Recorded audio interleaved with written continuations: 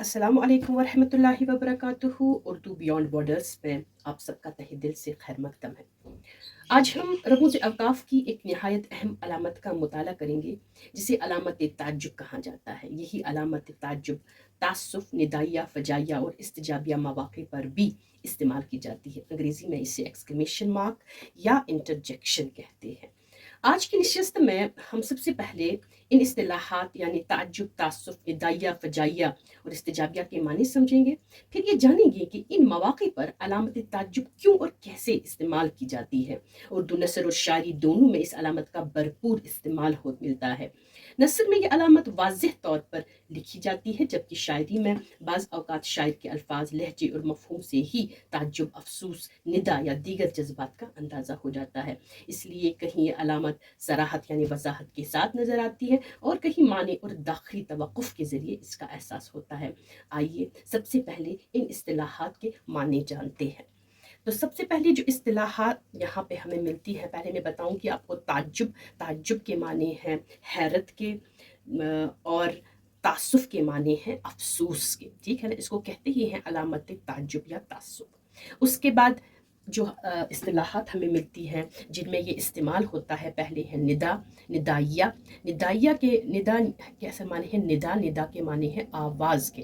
लेकिन जब हम कहते हैं निदाइया तो इसके माने हैं सदा और आवाज़ देने या पुकारने के लिए हम जो फ़क़रात इस्तेमाल करते हैं, अल्फाज इस्तेमाल करते हैं, उनके बाद इस्तेमाल होने वाली ये निशानी, इस निशानी की शक्ल कुछ इस तरीके से है। इसी तो उसको हम निदाइया कहते हैं। हम मिसालों के ज़रिए इसकी वजाहत भी करेंगे। मिसाल के तौर पर जब आप किसी को पुकारते हैं तो आप जो है इस अलामत का इजहार करते हैं जिसको हम अलामत निदाइया भी कहते हैं। मिसाल के तौर पर इस तरीके से, मियाँ साहब को हम किसी ने किसी को पुकारा तो हम इस अलामत का इजहार करेंगे। इसी तरीके से भाईजान, तो हम इस अलामत का इस्तेमाल करेंगे।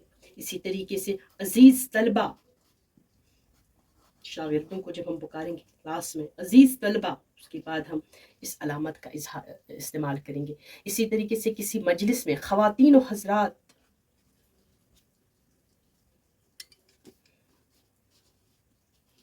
तो हम इस तरीके से इस अलामत का इजहार को, किसी को पुकारने के लिए, किसी को सदा आवाज़ देने के लिए भी हम इस अलामत का इजहार करते हैं जिसको उस वक़्त अलामत निदाइया कहते हैं कि किसी को सदा, किसी को आवाज़ या पुकारने के बाद इस अलामत का इजहार किया जाता है।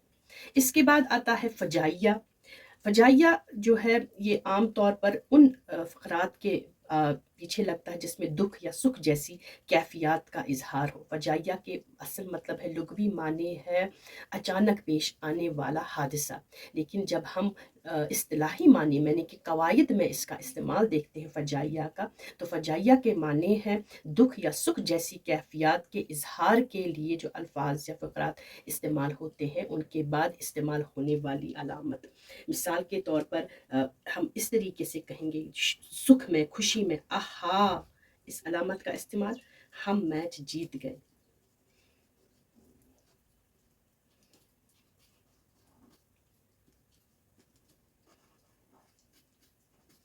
ठीक है ना। इसी तरीके से अगर दुख दिखाना हो, हाय या वाय, हाय मेरा दोस्त फेल हो गया।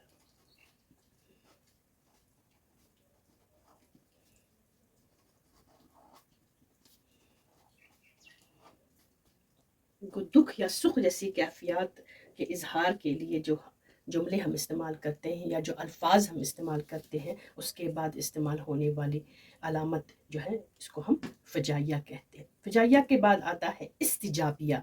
इस्तिजाबिया के लुग़वी माने हैं हसरत और हैरत के, खासतौर पर हैरत के और हसरत के। लेकिन जब कवायद में हम देखते हैं तो कवायद में इसके माने हैं वो फ़क़रात जिनमें तमन्ना या दुआया या हैरत और हसरत जैसे कलमात के बाद इस हरूफ ताज्जुब का इस्तेमाल अमल में लाना।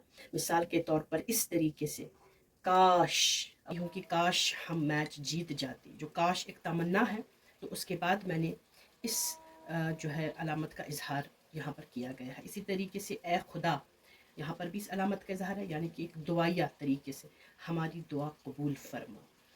तो इस तरीके से ये सारे अलामत ताज्जुब या तासुफ में जिनमें निदाया फिजाइया और इस्तिजाबिया आते हैं, किस तरीके से इनमें जो है अलामत का इस्तेमाल किया जाता है।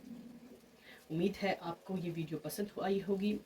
देखिए, नसर के साथ साथ शायरी में भी अलामत ताज्जुब का बहुत इस्तेमाल होता है। बाज़ अशार में शायर इस अलामत को वाज़ेह तौर पर लिखता है, जबकि बाज़ जगह इसे लिखा ही नहीं जाता। लेकिन शेर के अल्फाज और अंदाज बयान से ख़ुद ही मालूम हो जाता है कि यहाँ ताज्जुब, अफसोस, खुशी या किसी दूसरे जज्बे का इजहार किया जा रहा है। इस तरह ये अलामत शेर के मफहूम को ज़्यादा वाज़ेह और मौसर बना देती है। आने वाले सबक में हम शायरी की मिसालों के ज़रिए देखेंगे कि अलामत ताज्जुब कहाँ और कैसे इस्तेमाल होती है, और शायर अपने जज्बात को कैसी खूबसूरती से बयान करता है। उम्मीद है आप आइंदा भी उर्दू बियॉन्ड बॉर्डर्स के साथ जुड़े रहेंगे। अगर ये वीडियो आपको मुफीद लगी हो तो इसे पसंद करें, अपने दोस्तों के साथ शेयर करें, और मज़ीद ऐसी तालीमी वीडियोस के लिए हमारे चैनल को ज़रूर सब्सक्राइब करें। तब तक के लिए दीजिए इजाज़त। अल्लाह निगहबान।